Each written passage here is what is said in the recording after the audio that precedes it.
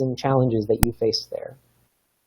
Thank you. And really, I thank you and USIP and PeaceCon for inviting me to participate in this and for treating this important subject.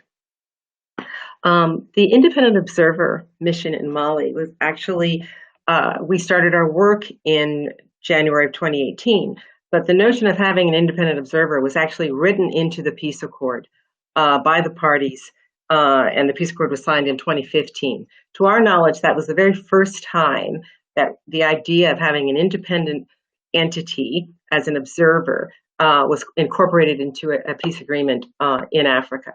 The fact that the parties themselves decided to have that function fulfilled by an NGO was in itself very, very unique also for Africa and for these peace agreements. So that the idea, and I think part of it had to do with the fact that even at the time of signature, there was still a great deal of distrust among the parties. And this was their party's way of saying, look, we need to have an outside person that's going to attest to everyone's accountability, basically to make sure that we all do what we commit ourselves to do. They're actually pointing that you do what you commit yourself to do. Yeah, they're pointing to each other. So anyway, the Carter Center was selected because the Carter Center already had a really good reputation in Mali for doing things all over the country in the health sector.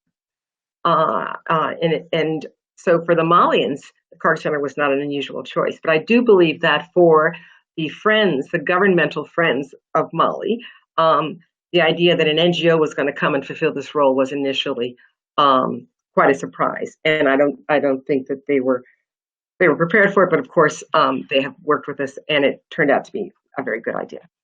So our successes, I believe, if we can start ticking those off, I think we have brought great credibility to the process. Part of it is that we are the Carter Center. We come with a lot of credibility and good faith that the Malian parties were willing to extend to us. But also, our reports have been universally deemed as credible, impartial, and balanced.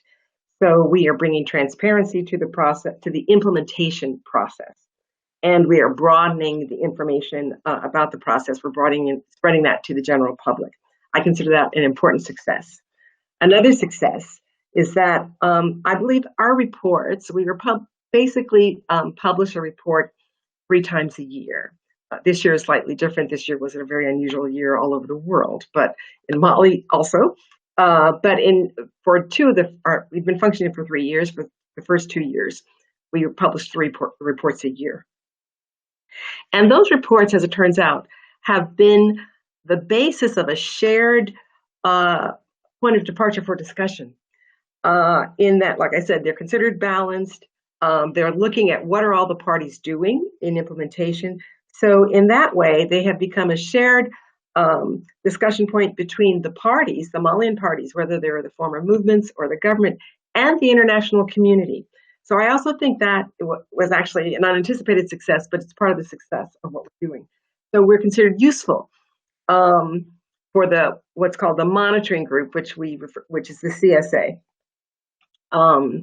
And we've been considered useful even for the United Nations Security Council, which has referenced our findings in several of UN Security Council reports and resolutions. So that's a success. I think a third success is that we add to public awareness about what exactly is going on with this accord. As I said, the peace agreement was signed in 2015. It wasn't until 2018 that we started our work. And really, there was not a lot of widespread information around the country. Not just the conflict was initially between the northern regions and central government. So the southern regions really didn't know what was going on as far as implementation. So we have been an important information channel. So greater public awareness, and I've got maybe 2 more challenges. 1 more success. Let's see. So part of that, and another great part of that public awareness success is that we have been able to counter what was a very strong current of disinformation about the actual agreement. Now, I don't think we have totally overcome people's misconceptions, but we have at least been able to put on record what exactly the peace accord says and what are the parties doing to that effect. And by calling attention to certain things that are written in the accord, we've also in certain ways been advocates in a certain way for them. One of our big points since the very beginning was to have greater inclusion of women in the implementation process and greater inclusion of civil society more generally. Since the very first report, we talked about the absence of people outside of the original negotiators in this process. And when you get to the actual implementation, it's really important that it extend, in my view, beyond the negotiators. So the idea of inclusion of women was very important. We called it from the very beginning, and it wasn't until last month in November that we saw the first women attending full meetings of the follow-up committee. Now, the challenges have been many. Among the challenges, I talked about dissemination. Yes, we're a fount of information about what's going on. However, we published written reports. About 20, maybe 30% of the population in Mali is literate. So a nice fat 20-page report is a paperweight, basically, if you're illiterate. Also, we published the report in French and English. The majority of Malians speak other languages, indigenous languages, and we have not attempted to publish in indigenous languages.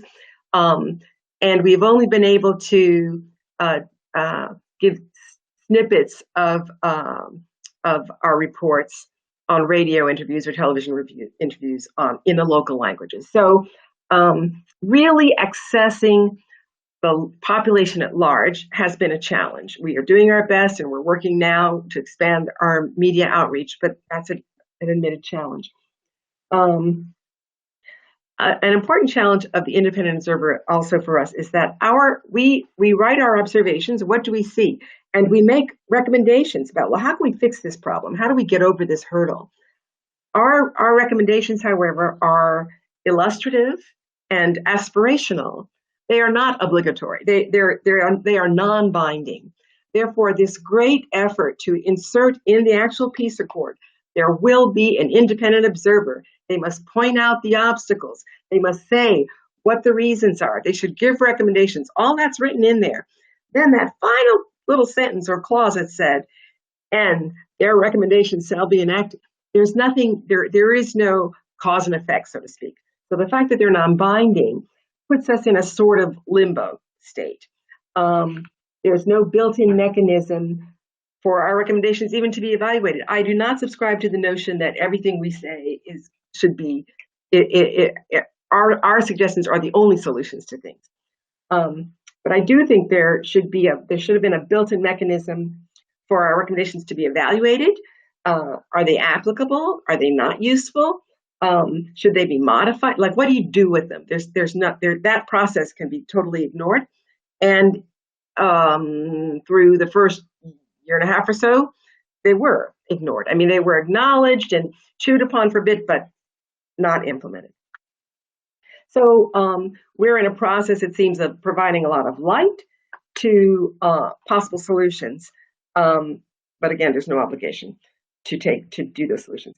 Another challenge has been our ability to travel throughout the country. We rely on, and we are extremely grateful for the UN support. MINUSMA has helped us a great deal in moving all around the country. However, we're constrained. How long can we stay in a given region? How often can we meet with interlocutors? We can have one big meeting, one little meeting, but can we follow up? Can we just stay there several days? All that has been difficult, but that comes with the territory. But it's a challenge. What else? Let me see. I want to make sure I get them all down here because this is a good opportunity.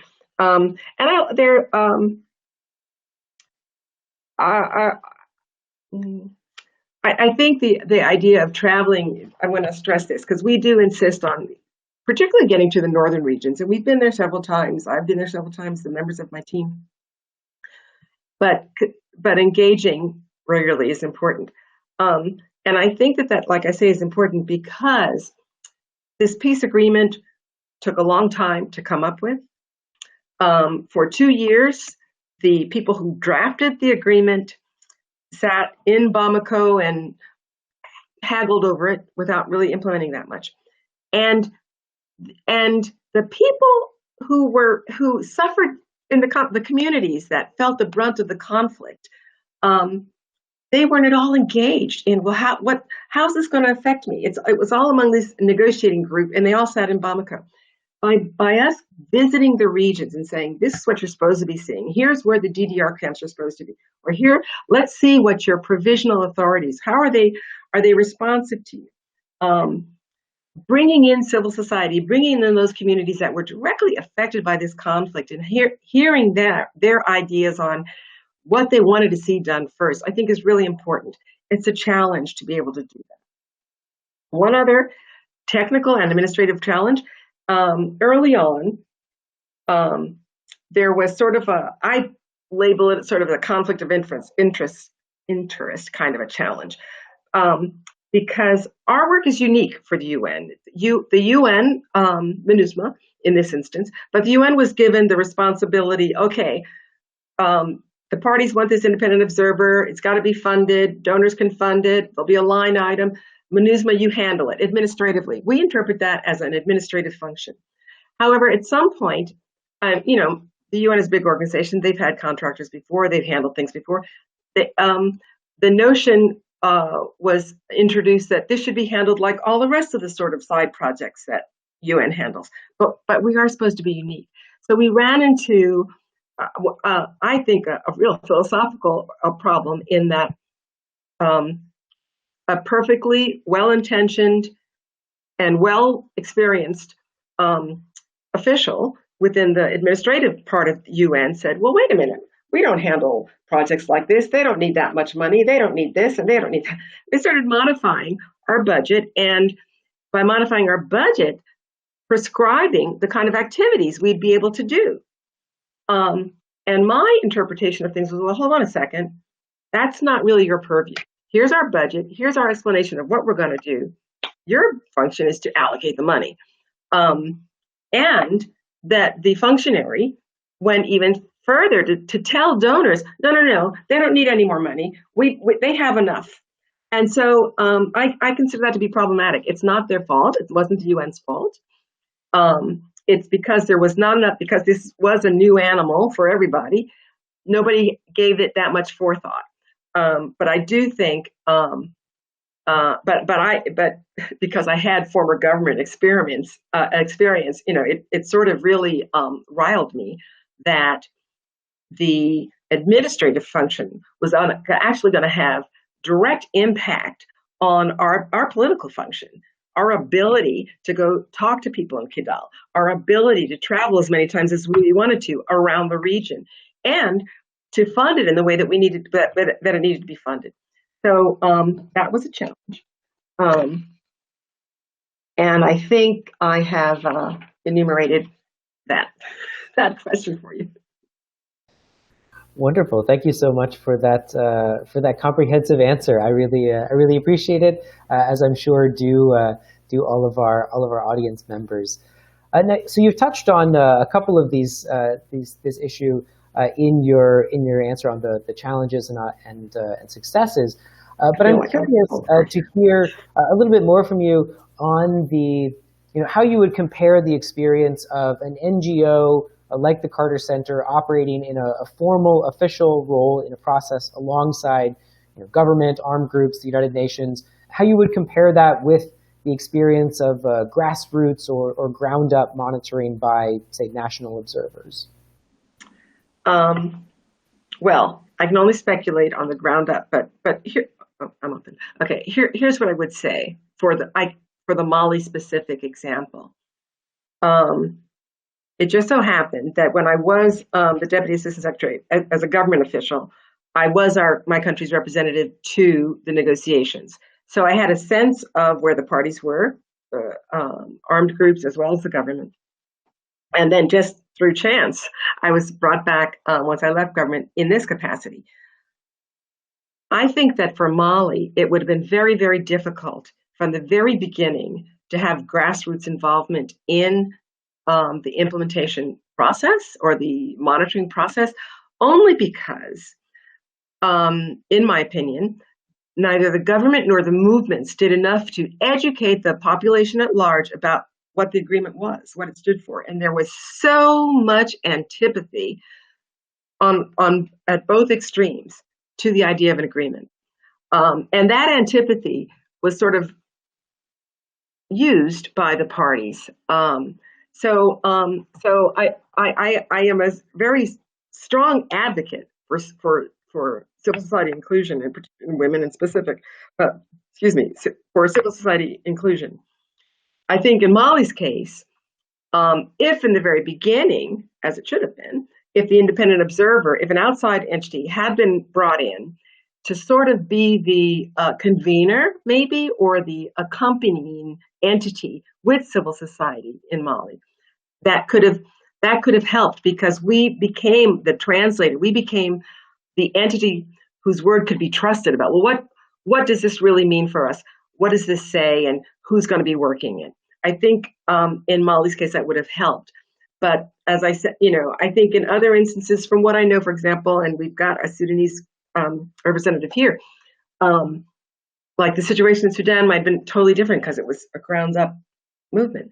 But at really the levels of distrust were so high, and the lack initially, the apparent lack of political will to change that, to really go out and sell this agreement. Neither side was really committed to it. They sort of were just seeing, I dare you go first, I dare you go first, let's see if this is really good. That's my experience in this very specific case. And I would hesitate to just make a generalization of it, period. Okay. No, completely understand. Thank you so much for that. So I'd like to turn now to Dr. Echevarria. So your observer work as an academic associated with the Peace Accords Matrix is quite different than what Ambassador Williams was just describing in Mali. Could you tell us a little about the Peace Accords Matrix project, and specifically the work that you've been doing through that project to monitor the Colombian peace agreement in real time? Thank you. Thank you, Jonathan. Thank you for this invitation to USIP, of course, for convening the panel, and to the Alliance for Peacebuilding for organizing the whole conference. Yes, the Peace Accords Matrix is actually a research program at the University of Notre Dame. And what we have been trying to do for several years is bring together peace research, the practitioners of peace building, and also policymakers. And we do that by actually creating a field of study that is understanding the implementation of peace agreement, trying to learn lessons from that. A little bit what Ambassador was saying before, what do we learn about implementation that can be useful during the negotiation, that can be useful also for writing the peace agreement provisions, and overall, what do we know about peace agreement implementation that is also useful for all these different mechanisms that we are able to include during the design of the peace agreements in order to either monitor or observe or verify the peace agreement. And I don't know if your question was also going in that direction, because in the Colombian peace agreement that we monitor in real time since 2016, what we have is a monitoring role of the whole of the agreement, which is very different from other roles like the verification mechanisms. The verification mechanisms that we have within the peace agreement really seek to make sure that certain provisions or certain commitments in the peace agreement are being put to use by the different implementation agencies, which can vary, of course, from the executive branch of government, but also the legislative, the judicial, and of course the former guerrillas.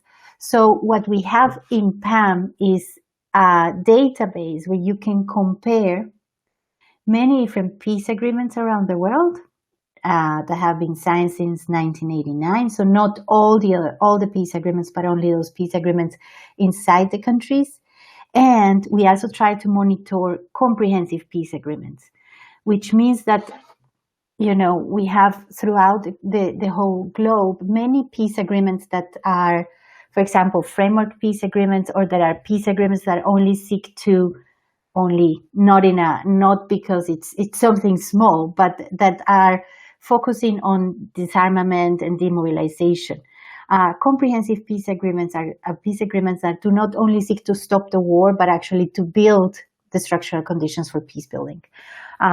They have also provisions, stipulations, or commitments that are geared, for example, towards truth and reconciliation, but also what we have in cases like the Colombian, in Colombia, a big part of the peace agreement deals with land reform. So you see the difference is, of course, do you have verification mechanisms that are able to not only control, verify to say this has already happened, we validate this commitment, we certify that this has happened.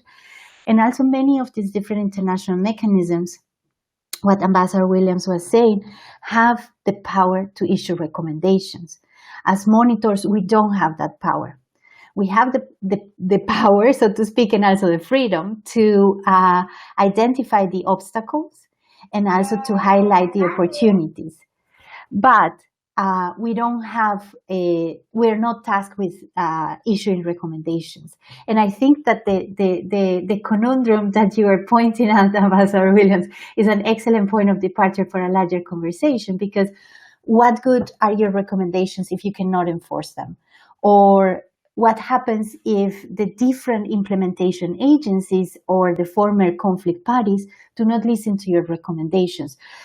In the monitoring example that we have in Colombia, the Kroc Institute is also written inside the treaty, is also written inside the peace agreement, and we are charged with the monitoring of the whole of the agreement. This is a very large agreement. It has over 300 pages, 6 chapters that deal from DDR all the way to land reform, what we were talking about, but also it has a very complex system of transitional justice. And it took almost 4.5 years to be negotiated. And in contrast to the case that we were listening to in Mali, the peace agreement in Colombia was supposed to be voted in a national referendum. So the aspect of socialization of the peace agreement, despite all the criticisms, because there were many different campaigns, it was extremely politicized. Not everyone who had the right to vote participated in the referendum. And finally, the referendum rejected the initial peace agreement draft. So there is a lot of attention, because we've talked at the Carter Center before. There is a lot of attention in Colombia about the peace agreement and the implementation. And very often, the implementation of the peace agreement is really in the center of political debate. So we don't have a situation where you write reports or you monitor and there is very little public attention to it, but on the contrary, you're really basically all the time in focus of a lot of political debates.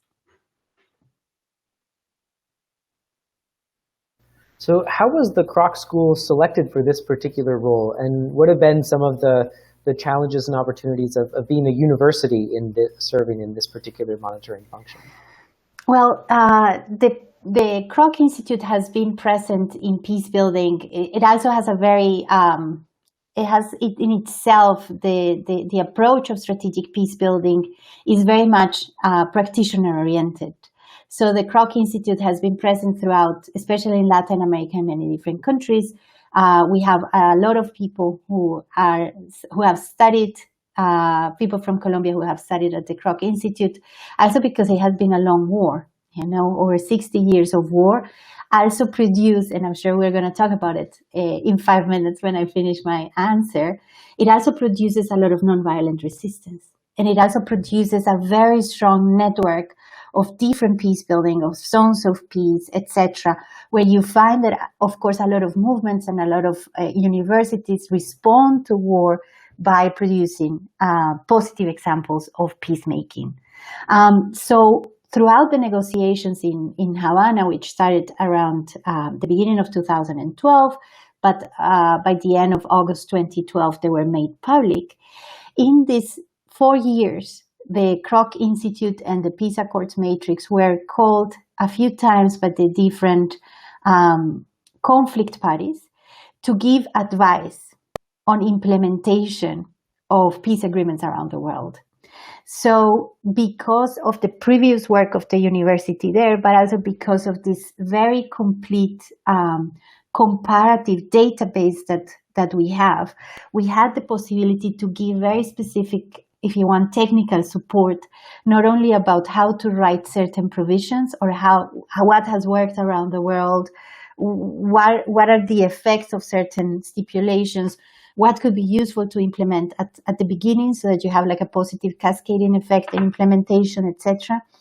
And at the very last moment of negotiations, when they were negotiating the 6th chapter that deals with the international verification mechanisms and so on, the Kroc Institute was written as part of that international component of verification. So the international component of verification is large. It's very large. It's where you have, again, different international organizations.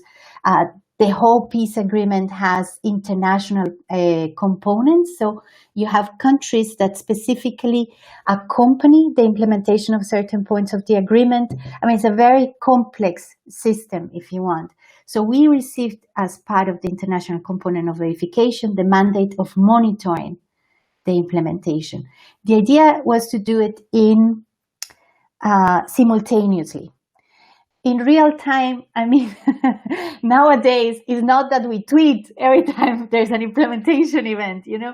We've had a lot of discussions in Colombia, but what does real time really mean in monitoring? Real time, if you have a triangulation of information where you need at least 3 different sources about a specific implementation event that you upload in a database, that you give a value, that you validate that information, that you you don't only take information from written sources, but we also do workshops, we also do interviews.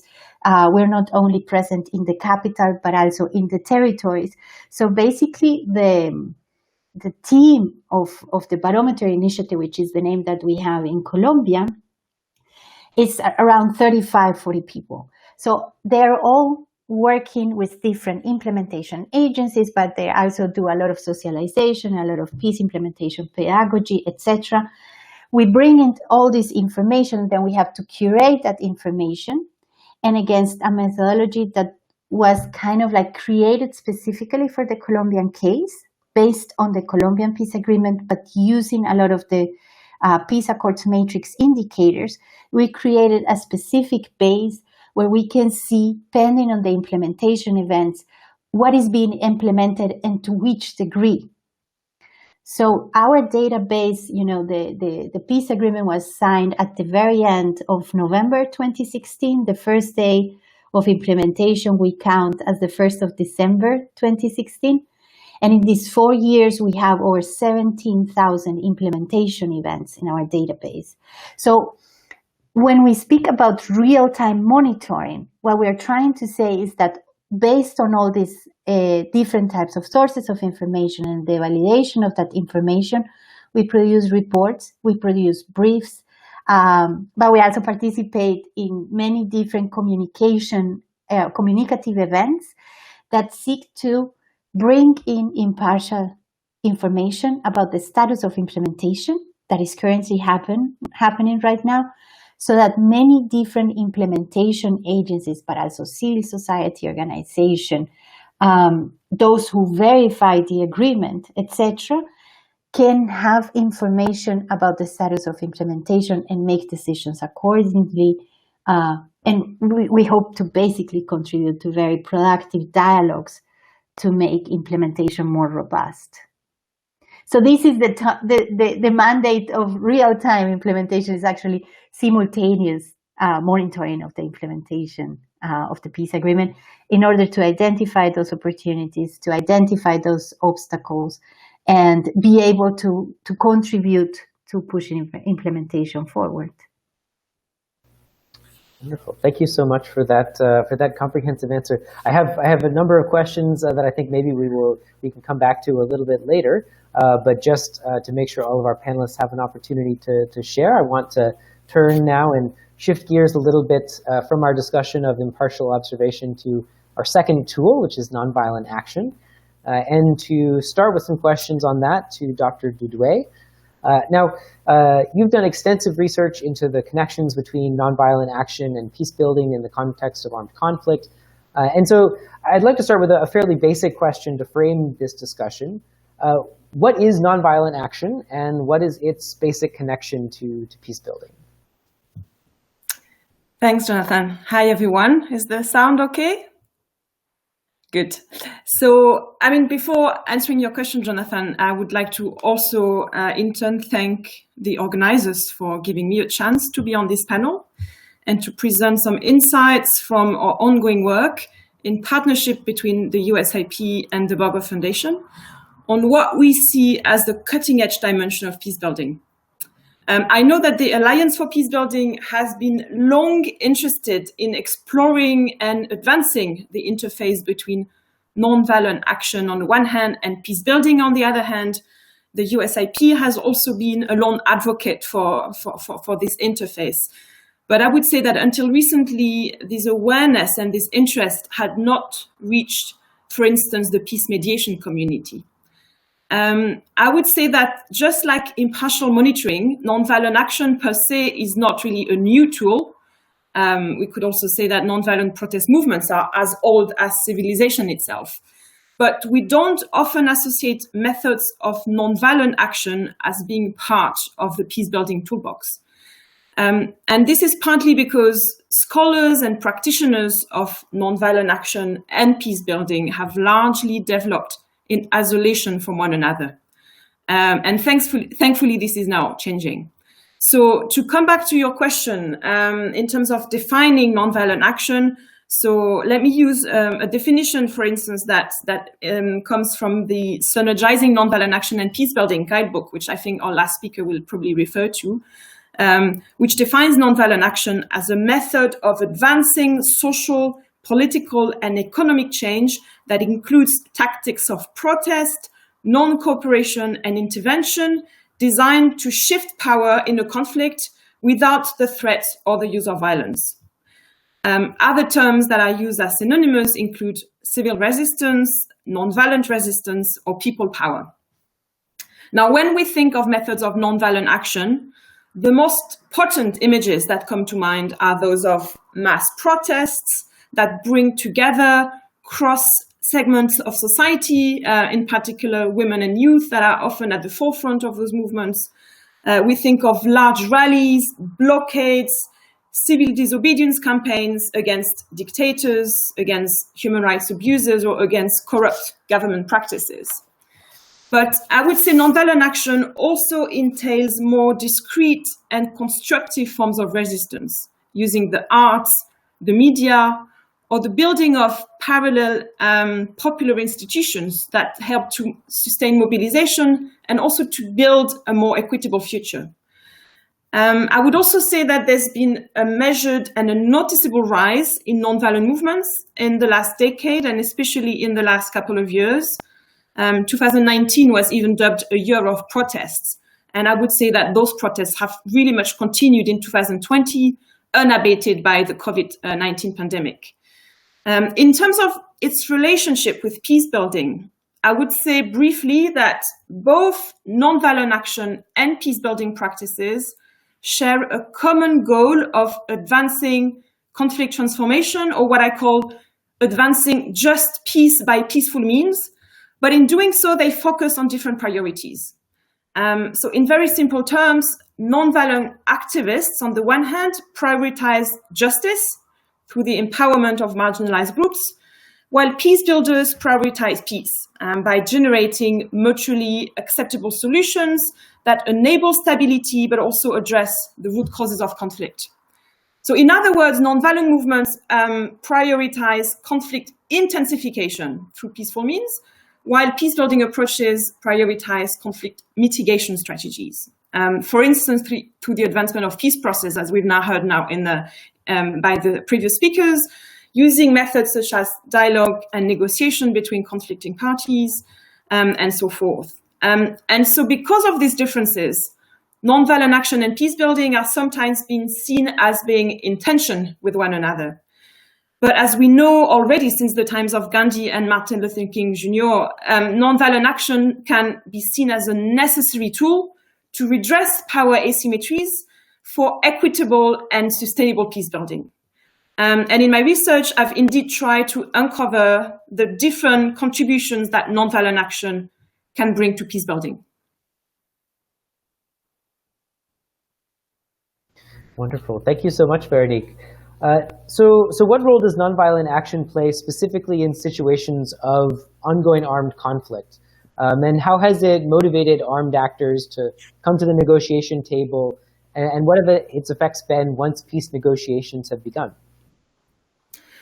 So there is plenty of evidence, I would say, that nonviolent action by people power campaigns for human rights, for good governance, for democracy, social justice, often represent catalysts for effective peace processes. And I'll just give a few examples. So for instance, nonviolent grassroots communities that mobilize in the midst of armed conflict can use nonviolent direct action to nudge armed groups to abide by international humanitarian law or to de-escalate violence. And in fact, some examples of this will be provided at a session tomorrow, which is organized by the ICNC, looking at new research frontiers in the field of nonviolent action.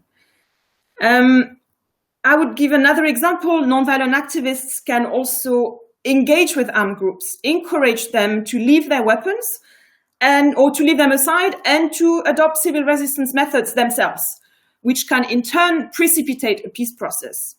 There's been documented cases such as the Zapatista in Mexico or the Maoists in Nepal, or I would say even Palestinians in the first Intifada, that show that armed militants can become convinced by grassroots nonviolent activists to join forces and to wage a civil resistance campaign to pressure the state to come to the negotiation table.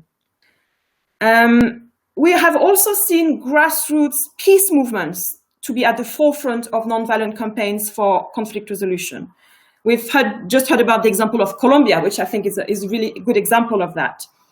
A very prominent example that is quite well known is that of women activists in Liberia during the mass action for peace, and that example has been very well documented.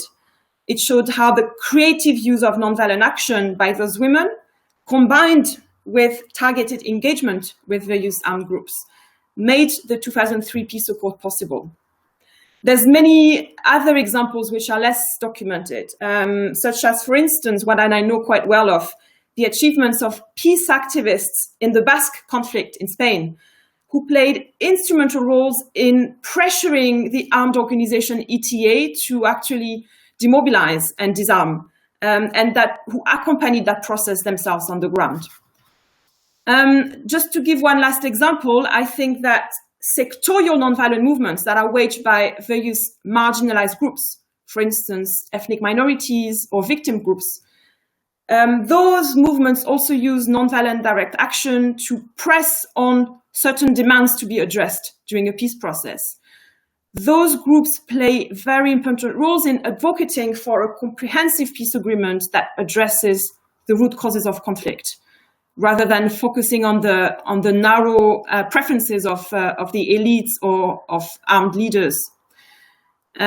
What I think where we still lack knowledge and documented best practices really is on the role and contributions of nonviolent action while formal peace processes are ongoing. Peace processes are still largely limited to the main armed belligerents, governments and armed groups, even though there's a growing consensus within the peacebuilding community that dialogue and negotiation processes need to be inclusionary. There is still little empirical evidence on how to effectively involve grassroots movements that are often described as being leaderless, being horizontally organized or unorganized in negotiation and dialogue processes. I think we need more in-depth comparative research to better understand whether nonviolent activists should themselves claim a seat at the table, whether they should be consulted by the parties, or whether indeed they should continue to apply pressure through mass nonviolent action on the street. And so in a forthcoming publication by USIP, I look at these different strategies and I offer some recommendations for peace-building agencies to and mediators as well to better engage, more strategically engage with nonviolent action movements during peace processes, and also to capitalize on those campaigns in order to keep the momentum forward, for instance, when there's times of setbacks, and to rely on those movements later on as well to pressure the new power holders to implement their agreed commitments at the table. So these are just some examples of what we know already and where there is still a lot of evidence that has to be uncovered. Wonderful. Thank you so much. So now, in addition to your work on nonviolent action and peace processes in the context of armed conflict, you and I have actually also worked together on research on nonviolent action in the context of a different kind of peace process, which is dialogue and negotiation processes during political transitions that are not necessarily after armed conflict, but often after nonviolent conflict. What can you tell us about the intersection of nonviolent action and peace building in these kinds of political transitions? So I'll cover this briefly, and then our last speaker can really bring to life this interaction through the Sudan example. So until now, in my input, I've focused indeed on contexts of armed conflict, but we also need to consider the synergies between nonviolent action and peace building in contexts of peaceful transitions of power, especially in the wake of people power revolutions, as in Sudan and elsewhere. So as I said, there is a growing consensus in the peace-building community that dialogue and negotiation processes need to be broadly inclusive and participatory. But there is still little understanding of how to apply those insights to political transitions that are precipitated by grassroots nonviolent revolutions. Very often those revolutions, I mean, think of the color revolutions or the Arab Spring revolutions, are quickly followed by new elections and a transfer of power from incumbent elites to new elites. And there is little space for dialogue and consensus building on the new rules of the game or on the reform agenda. So what you and I have done in this ongoing research is trying to understand what is the role of dialogue and negotiation during those transitions. And indeed, referring back to the title of this session, we're trying to understand what is the role of the toolbox of peace building during non-violent-led transitions of power. And so we have used a mixed method approach that has, on the one hand, a statistical data set, and on the other hand, a comparative case study analysis. We're looking at Egypt, Tunisia, and Ukraine in 2014. And we have found a strong evidence that the nature of dialogue and negotiation after a nonviolent revolution has a huge impact on the quality of democracy after the transition. So it's not only about whether there is actually a dialogue space, but it's how inclusive that dialogue space is. So who gets a seat at the table? Do elites, country elites, and grassroots activists get a seat? How are they selected by their constituencies? What is the power that they bring to the table? And so I'm very happy that we have found some strong evidence that all of those factors do matter. And in particular, actually, the role of women was a factor that was felt to be quite important in promoting long-term democratic change. So just to conclude with this, then I would say, with the two inputs that I've shared, I hope that I have convincingly made the point that, on the one hand, nonviolent action is important for peace building, and on the other hand, the peace building toolbox, including dialogue and negotiation, is a very important element for successful nonviolent revolutions. And I'm very much looking forward to hearing about the example of Sudan and the work that is being done there. Wonderful. Thank you so much. And yeah, with that, we'll turn to our final panelist, Jawhara Kanu, to dig into nonviolent action more specifically in the Sudan context. So we know Sudan, of course, has a rich history of citizen mobilization. What do you think were the main factors that enabled the movement to trigger a political transition last year? And what role have movement leaders and participants played in the transition, and perhaps what challenges do they face? Great. Thank you, Jonathan, and thank you for having me today. I'm really glad to be part of this panel. Please confirm if you can hear me. Okay, great. So I'll start by giving some sort of a short historical overview of this rich history that you just referred to of revolutions in Sudan. So mainly before the 2018 revolution in Sudan, we had two popular revolutions back in the 60s and one back in the 80s. So initially, Sudan gained its independence back in 1956. 8 years after our independence, we had the first revolution, which was the October Revolution, and this one actually was the first popular revolution in Africa and the Arab world. So it was kind of a big thing for Sudan. Mainly the reasons for this were pro-democracy, shrinking political space, and so on. The other revolutions that ignited in Sudan in the 80s was the 1984 revolution. Again, it was somehow protesting the political sphere in the country, but it was also coupled with some economic hardships that were going throughout the country and so on. The patterns that we can see after these revolutions is that we didn't have long-lasting democracies after them. So people would go outside, would revolt for a couple of days or a couple of months or so on, and eventually would come up with a democratic government, but that wouldn't last very, very, very long. And actually, the 1984 revolution is the one that somehow was building up to the establishment of the current regime somehow. So what we can see is that even though we did have like some sort of experience in bringing down dictatorships, we didn't have any sort of experience in maintaining these democracies that we gained. Another important historical rise that I would like to refer to is the 2013 popular rise, where a considerable amount of Sudanese people went to the streets, took down the streets, protesting the economic situations and economic decisions made by the government and back then, in addition to the shrinking democratic space. This rise back in 2013 was faced with a huge amount of oppression.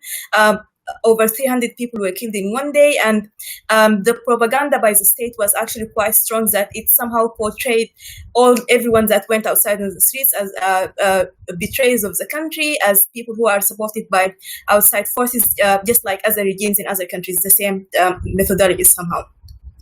I would say that this rich history of revolutions and protesting and so on had a few effects in terms of that most of the older generation either attended one of these revolutions or the younger generation were part of conflict areas that were oppressed by the regime. So from one side, we did have the overall view of the country where the regime had its hand over everything, oppressing everyone. And then we had conflict areas where oppression was much more and was more systematic and so on. So you would either have faced the oppression over the country, or you come from a conflict area where you've experienced death and these kind of hardship situations and so on. So it somehow created a source of fear of change across the people, and people would be a bit reluctant to go into the streets and facing the state machine and so on. So despite this history, it had some sort of in encouraging people protesting the previous regime and so on. Fast forward to 2018, there have been a series of events that has led to this popular rising in December 2018. I would try and divide them into two sides. Some of them were somehow discourages or effects of or factors of discouragement. From one side, one of the things that led to reaching the critical mass in 2018 and ending in 2019 was the extremely shrinking space. The regime was expanded in a way that was very difficult for activists, for regular people to express themselves.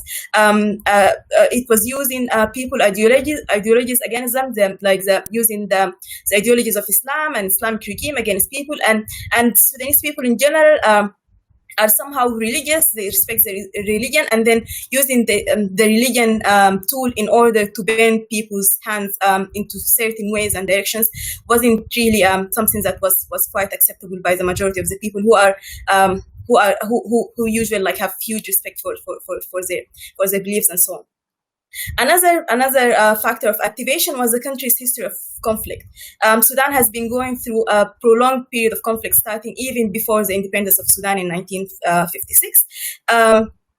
An important point about the conflict, which eventually led to the secession of the South, the infamous massacre in Darfur, and so many other events in other parts of the country, is that not everyone in the country, and sadly not everyone in the country, was able to relate to what's happening. So you'd find people in other areas of the country not relating to whatever that's happening in Darfur, not relating to whatever that's happening in South Sudan. And it was because of the government's propaganda. So the government always somehow showed those in other parts who were rebelling in other parts of the country as others. There was this sort of otherness between people in the center, people in other areas, and people in the conflict. So they're not part of us, so it's okay for them to be treated the way they're treated, and so on. So this sort of solidarity and being able to relate with other things was somehow missing from the overall country's context. So the conflict had a huge effect. So many people were affected by it, but you wouldn't see any actions or massive actions towards this conflict or towards stopping whatever that's happening in other areas, which, as I mentioned, eventually led to the secession of the South. Another important factor, which I would say was a prevailing factor but eventually led to accelerating the process, was the economy. Sudan's economy wasn't like Sudan wasn't like a developed country whatsoever, but we did have like some sort of consistency in our economic status. We did have oil, our economy was booming, and the outcomes of oil when it's being discovered in a country and so on. But what happened is that after the secession of the South, we lost our oil revenues, and hence our economy started deteriorating badly. Another thing that exacerbated this situation was the sanctions imposed in Sudan for almost 30 years, and its effect on somehow crippling our economy and our openness to the outside world. So the economy, not only did we lose over 50 or 60% of our revenues, which was oil, but we also weren't able to communicate or to open trades and exchange things with other world. So the economy was deteriorating. The government was trying to solve it by imposing some policies, which haven't always been easy on the people. Like lifting subsidies, somehow trying to floor the exchange rate and so on, which had a huge effect on people's living. So these were the activators. On the other side, some other effects or some other factors were some sort of discouragement to the movement, where such as the state oppression. As I said, most of the people in the country of the older generation have witnessed previous revolutions, have experienced the state oppression in previous decades, and I've seen that revolution. And other people who come from different parts of the country have experienced conflict and somehow were desperate about the overall situation of the country and felt hopeless about any change and so on.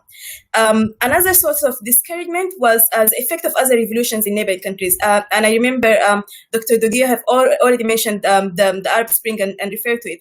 So what we've been seeing as Sudanese people is that even if we revolt, what's the outcome of it? So we'd go out on the street, we'd take down the government, some people would die, but in 5-6 years, what's going to happen? So it was some sort of discouragement for so many people who were looking somehow a longer term and trying to assess what would happen as an outcome of the revolution. Another discouragement, which is the last one, is the state propaganda was quite strong in Sudan. The state would always advocate who's alternative. Whenever people try and ask or try and ask others to come outside and take down the regime, the first questions that would come, there is no alternatives. This government is the only alternatives that you can have. This is the best that you can have, and so on. So this was another sort of discouragement for the people as well. Moving on to the other part of your question about the role of the movement leaders. So again, I would resort back to some reflection of the revolution of 2018 itself. So mainly it was a popular revolution, but it somehow needed organization because people can't just mobilize randomly. I think the role of the movement leaders was crucial in terms of bringing people together against the polarization that's happening in the political spectrum in Sudan. So we do have two different polars that not really very favorable by the majority of the people. We have the right wing ideologies, Islamist ideas, and we have the left wing, which wasn't necessarily the best fit for Sudanese people because of their upbringing, because of their, I would say, stereotyping of whatever left-wing ideologies and so on. So these two factors were the reason why many people didn't choose to get involved in any political actions or any political movements or protests and so on. So the movement leaders, which I would explain further, were somehow the magnets that managed to get people from different sides and collect them together in one spot. So back in 2018, the first protest that was ignited was led actually by an exacerbated economic situation. People were demanding. People were just naturally revolting increase of bread prices. However, the movement leaders, which showed later, were identified as the Sudanese Professionals Association. So the Sudanese Professionals Association was a group of professionals from different fields, doctors, lawyers, teachers, and so on, who came together with a proposal of. Initially, it was a proposal for increasing the income rate of professionals across the country. However, throughout the revolutions, they took up a leading role by asking people to go out to protest, by mobilizing people, by telling people where to protest, which tactics to use, and so on. So the fact that this was a professional association somehow hid or helped with the polarization that was already happening in the sphere. And later on, when this association joined other political leaders and political forces, forming the Forces of Freedom and Change, which is currently the leading political forces in the country, it still kept its popularity as a neutral body that only cared about benefit of the people, about people's advancement, and so on. Yeah, that's in terms of SPA and so on, and how it helped bringing people together and so on. In terms of the participants themselves, I would say the participants somehow did gain experience from the previous protests, revolts, 2013 rise, and these kind of things, and I would say borrowed from the MVA approach. Toolbox in order to advance their work. For instance, I would say the tactics and sequencing, like what again Dr. Dudwe referred to earlier, like using arts, using different tactics about protesting at night, protesting at multiple places, using some other forms of security tactics, like announcing that they will protest in a certain area and then protest in another one, and these kind of things, and using other tools that weren't very much, I would say, very much known or used in the Sudanese context, like civil disobedience, for instance. We had one civil disobedience trial back in the day, but this one, for instance, had a big popularity because people were already in the spirit of the revolution and so on. Some other things like strikes, sit-ins, and so on. So the sequencing of the tactics itself helped somehow bring up the momentum of the revolution and so on.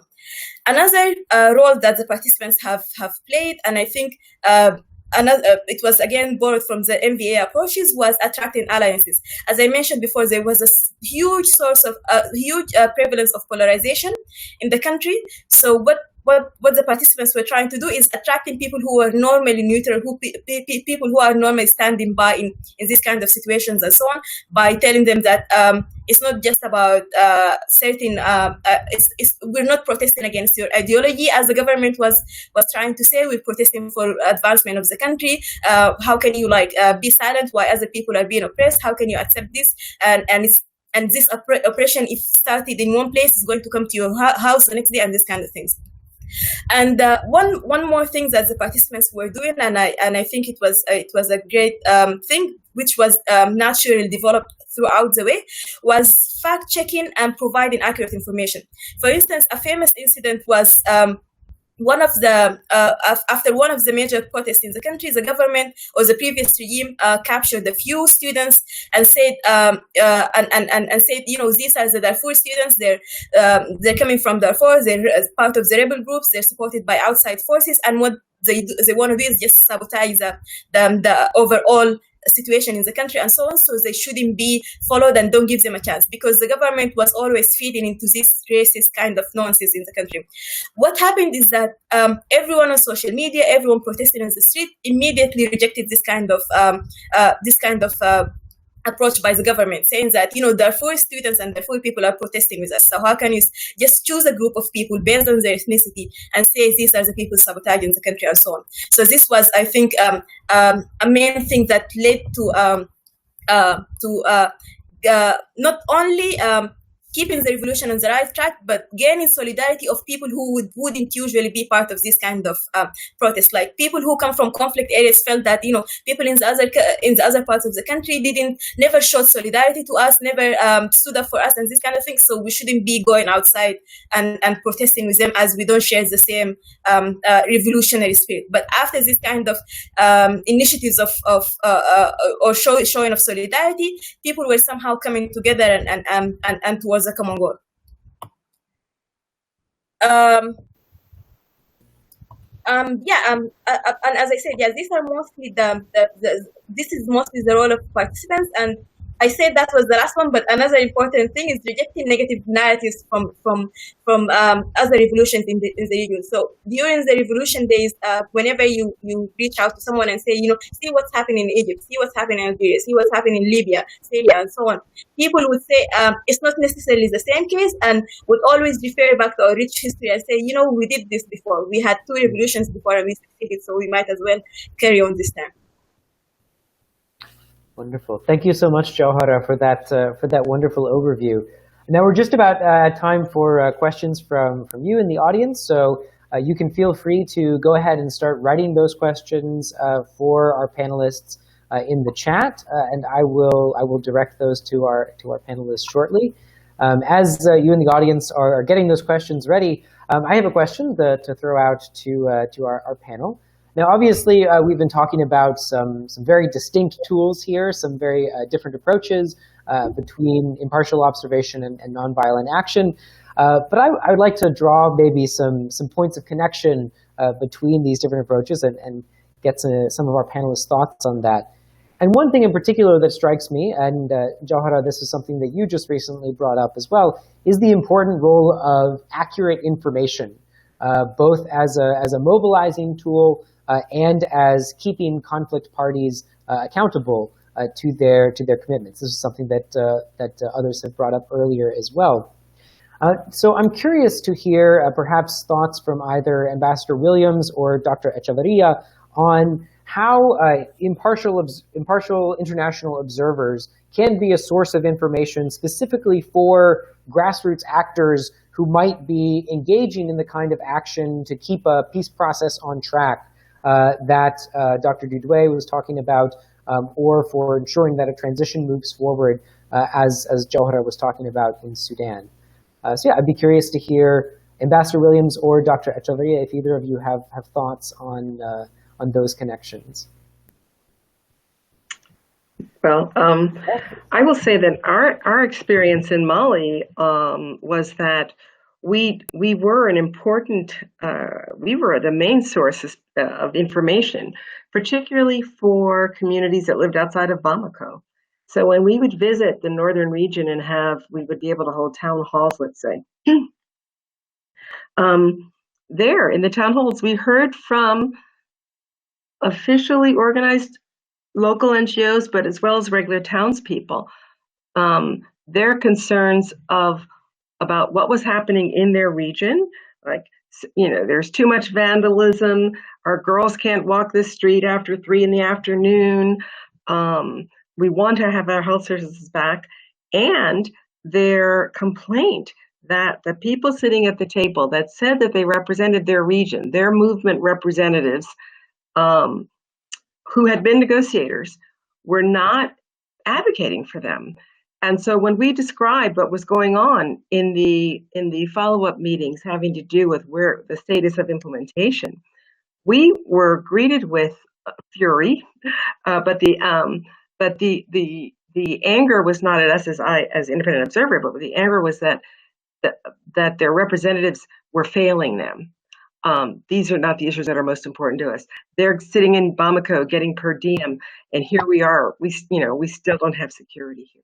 So in that way, I think the independent observer, just by being that fount of information about here's what your purported representatives are saying and doing on your behalf, that is an important light that we can shed. And armed with that information, then local people, if they have access to their representatives, then can put pressure on them. And the pressure that comes from one's own constituency is a much greater shaming power, if you want to use that, than sort of the international or UN or donor country finger wagging.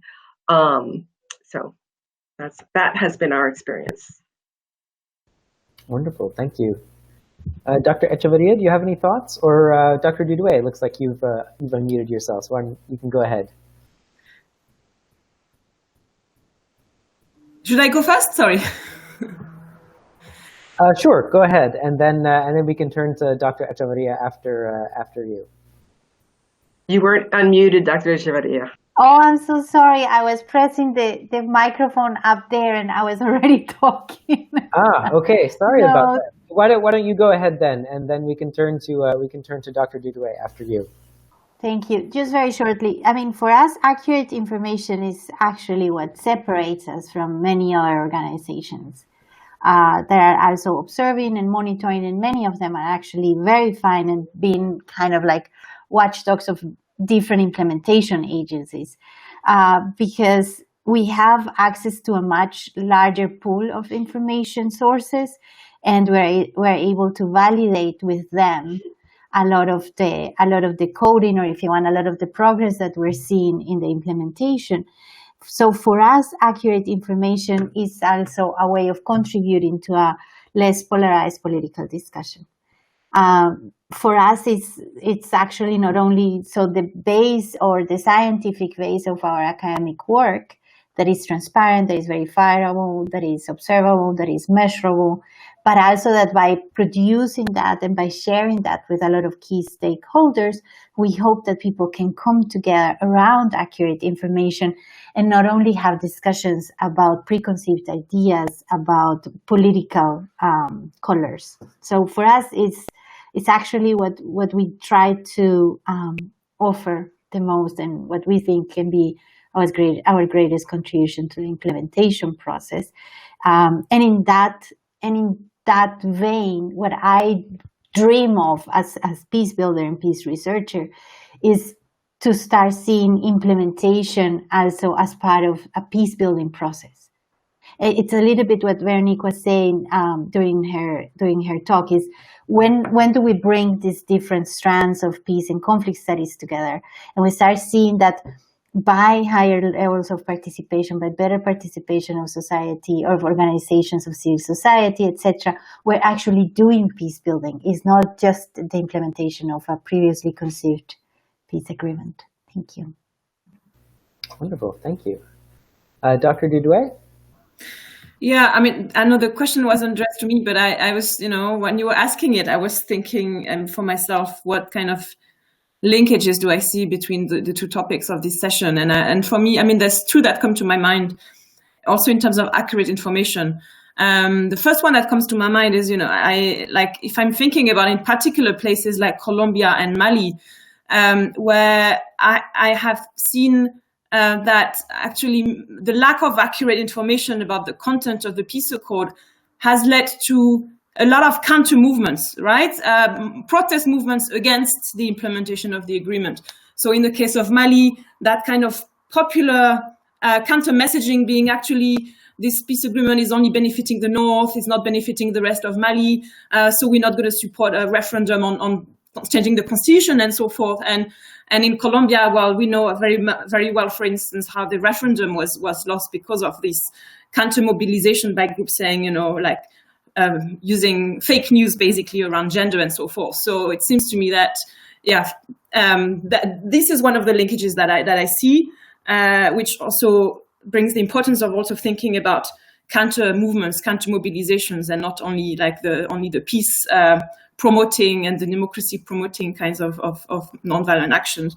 And then the other connection that I saw was how I think many nonviolent activists that are mobilizing during an armed conflict actually can make the best monitors or the best watchdogs afterwards. And I know that the panel has focused more on external elements of monitoring, but I've seen great examples of how nonviolent activists that mobilize in the midst of an armed conflict afterwards really decided to keep that autonomous space for themselves and to continue to apply pressure on all sides and to play a lot of very important monitoring roles to make sure that the agreement is going to be implemented, which I think is linking to a question that I'm seeing in the chat, but I'm going to let Jonathan maybe come back to that and ask it afterwards.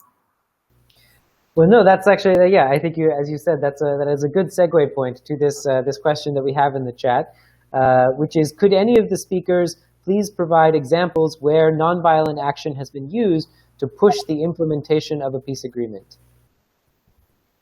So if I can just stay on the air and then I'll the rest answer that question. Is that okay? Yeah, sure. Go ahead. I can think of two examples. Colombia, I think, has a lot of examples of nonviolent action to support a full implementation of the peace process, and maybe Josefina has some examples of that to give. But the other example I wanted to provide was of Nepal, where in my research I've looked at how Madhesi groups, which are supporting the rights of let's say ethnic minorities in Nepal, have been pushing for the process of forming a federalism, which is a topic that had been completely left out of the interim constitution, and activists being very forcefully going on the street and saying this was such an important topic in a pro-democracy movement, and let's make sure that Nepal will become a federal state, and with a lot of success. And so initially, and then later on less success for many reasons. But that's just two examples that came to my mind. But I think there's a lot more examples that we need to research and document. I'd like to say, I think inadvertently, the uprising in Mali, now this is post-signing the peace agreement and all that, but all starting really in April or May of this year, civil society in Mali started protesting its government. And that resulted in civil society eschewing the traditional elitist political parties, but banding together to basically force the resignation of the president. That resignation was forced with the help of the military. The military sort of took over the civil society protest and quietly ushered the president and prime minister out of their offices. But the odd turn on that was that the military was then welcomed by this really massive popular protest. And the transitional government that has been in place basically since August put as primary on the new charter that's going to outline here's how we're going to get back to normal, implementation of this peace agreement. So while before, under the government that had negotiated the agreement, there had been a lot of dawdling and backsliding and maneuvering and not a lot of implementation. And there had even been, relatively recently, raised the idea that, well, maybe the peace agreement needs to be tinkered with a little bit and reshaped. Or re-examined, let's say, and edited.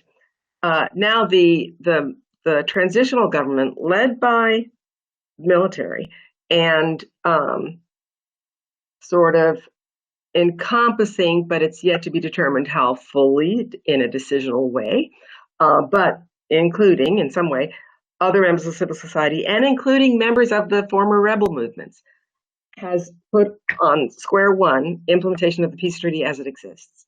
So, not treaty, peace agreement. So this is all very new.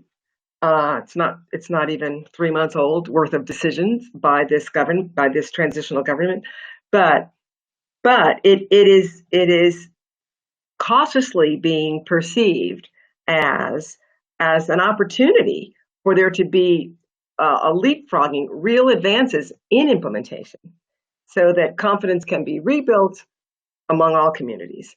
Now, it's equally possible that the military will do something else, but this is an example of at least the change in government and the new focus, which certainly the official government never had, squarely put in the mouths in every region of this peace accord. That came as a consequence of the popular civil nonviolent protest, and then the militarily led transitional government making it number one.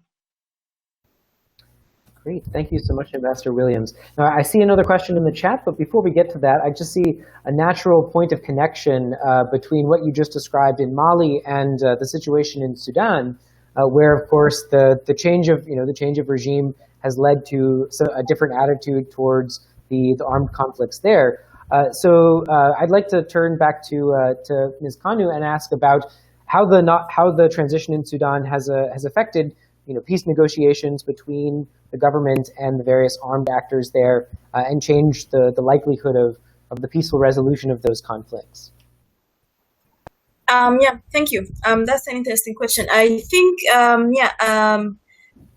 just starting from the point of the previous question, because I did have an example there to mention about how MVA can actually support peace agreements and peaceful transitions and pushing towards it. So the examples that I would like to mention is that during the negotiations between the protesters and the representative bodies and the military at the time, people were already sitting in front of the army HQ. So there was sort of a massive pressure on the negotiators inside that unless you meet our demands, we're not moving from here. That's from one end. The other end is after the signing of the constitutional document. Nowadays, an important outcome of the revolution was the neighborhood resistance committees, which are small committees in each neighborhood where activists would meet, mobilize, and used to organize their protesting throughout the revolution and so on. So these neighborhood resistance committees are still active. So up until today, whenever the prime minister or the military arm of the government issues some sort of a decision, these neighborhood resistance committees would mobilize right away. Like next day, you'd find people in the streets protesting whatever things that they don't agree on. Going back to your question about how this MVA approach and this revolution has affected the attitude of armed movements, it definitely had changed the way armed movements themselves thinking about change, because, for instance, you would see that some armed groups have been revolting and demanding their rights for years, using their guns and so on. But surprisingly, in the course of 4 or 5 months, people managed to bring down the same regime without using any arms and so on. So they're somehow resorting to this kind of approach now. Another thing is that people in areas that are controlled by armed groups, like for instance, over the past 6 months, we've witnessed more than 20 sit-ins in areas that are controlled by armed groups in Darfur.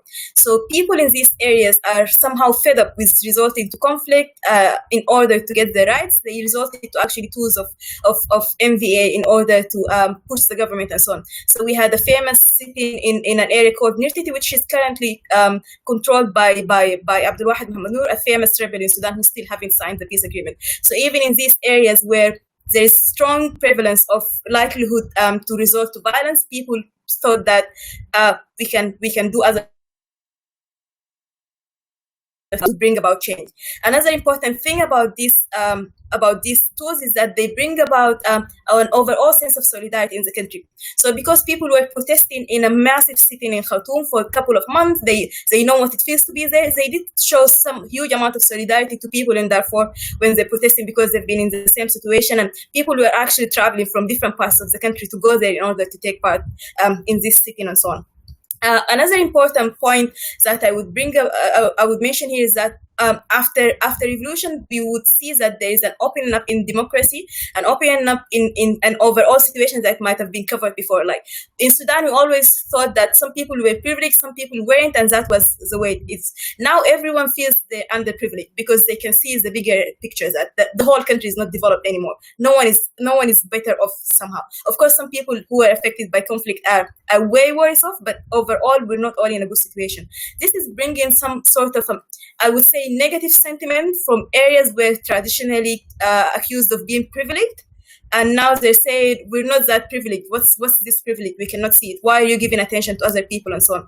And these people are unfortunately are now resulting to violence in order to solve their issues, like areas in eastern Sudan where we've witnessed recent armed protests that led to losses in lives and so on.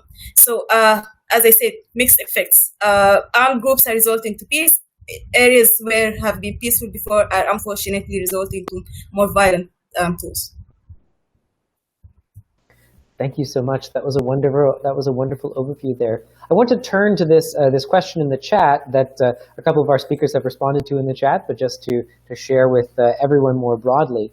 The question is, what tools are being used to bring women into the discussion of peace agreements? This was something that Ambassador Williams, you brought up, Dr. Dudoué, you brought up. I think it's an important question across all of your work. And so to any of you who are interested in answering the question, what are sort of some of these tools that can bring women to the table and increase involvement in peace agreements and peace processes?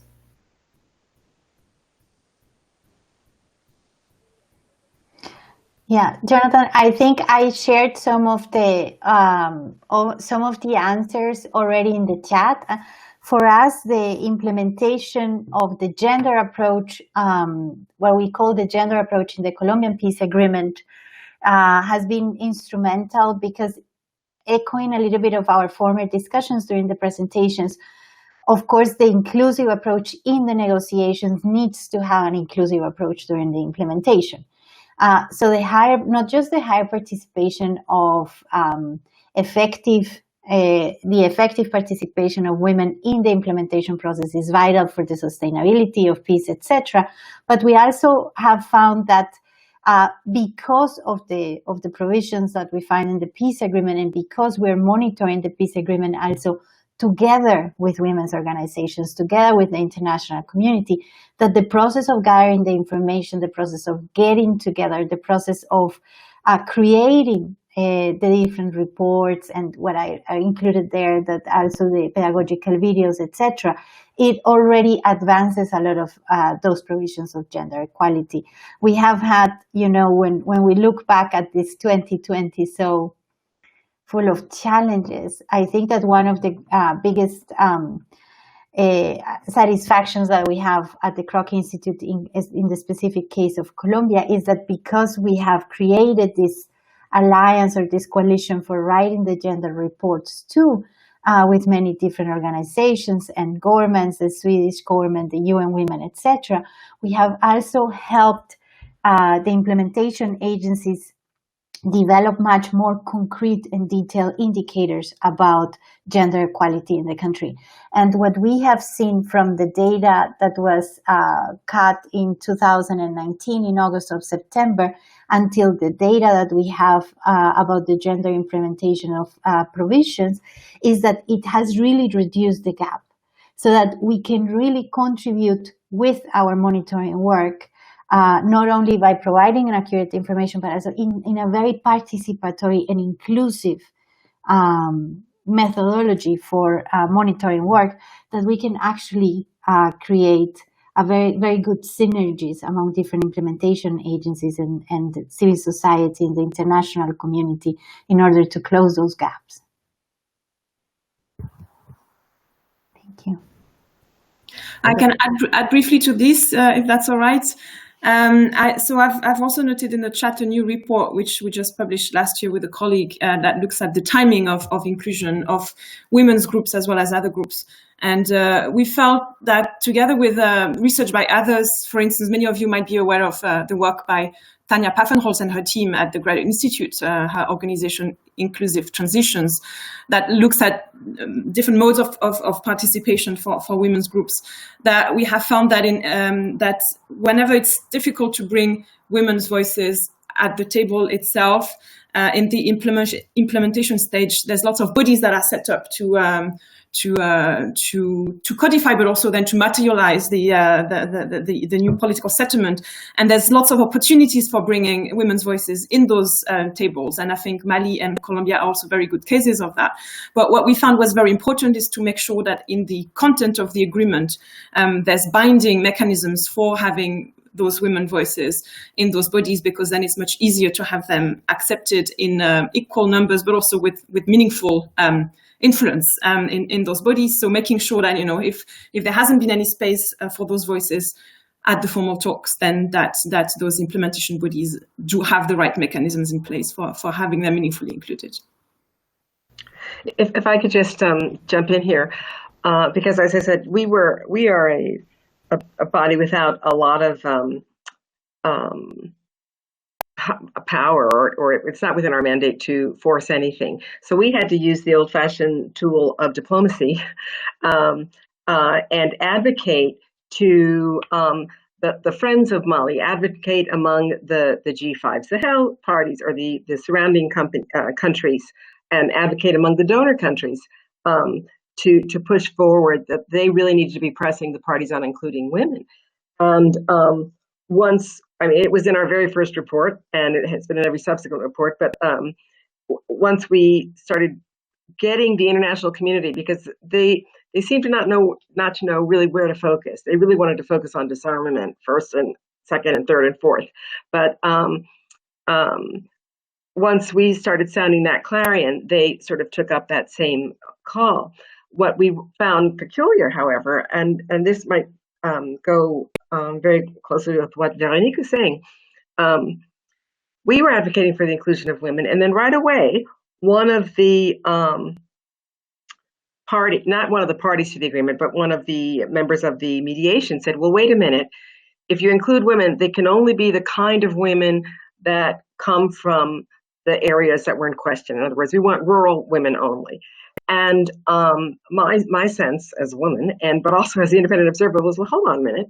The women should be able to decide what women participate, because what we were seeing was a very strong tension. Yes, you want the communities involved, but they wanted to be very careful not to have too many professional women involved who would actually be able to go toe to toe and argue face to face with other men of certain kinds of rank and certain kinds of schooling. So you have to be very not careful, but just be very aware of being able to include women and include women in a way that enables them to come together and reinforce each other, because it could have been set up in such a way that the women's role would have been marginalized, as it was in some of the societies that we were dealing with. Great, thank you so much. Now, I know we are a couple minutes over time, but before I wrap up, I just wanted to give Ms. Kanu an opportunity to respond to this question about women's inclusion, if you would like to do so. Jawhara, do you have any thoughts on the inclusion of women question? Yeah, thank you, Jonathan. Yeah, I was actually responding to a question in the chat, that's why.